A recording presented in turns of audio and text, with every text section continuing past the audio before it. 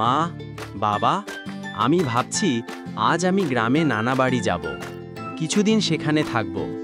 আমি এখনই রওনা দিতে ও চাই। না, এখন রওনা দিলে যেতে যেতে রাত হয়ে যাবে। গ্রামের পথটা ভয়ঙ্কর হতে পারে।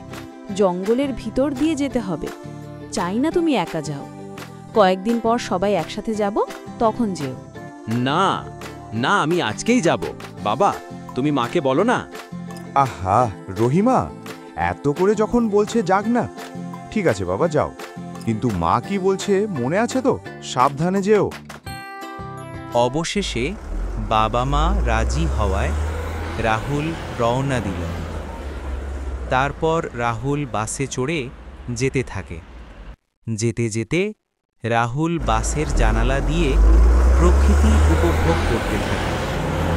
দেখতে দেখতে রাহুল গ্রামের রাস্তায় চলে যায়।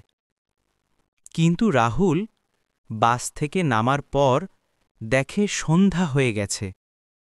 ছেলেটি ধীরে ধীরে হাঁটা শুরু করল। সামনে ঘন অন্ধকার জঙ্গল। বাতাসে ভেসে আসে অদ্ভুত শীষের মতো শব্দ। মাঝে মাঝে শোনা যায় অচেনা কিছুর ভয়ঙ্কর শব্দ। মনে হয় যেন কেউ অদৃশ্য চোখে তাকিয়ে আছে তার দিকে। ছেলেটির শরীর কেঁপে ওঠে, গা শিউড়ে যায়।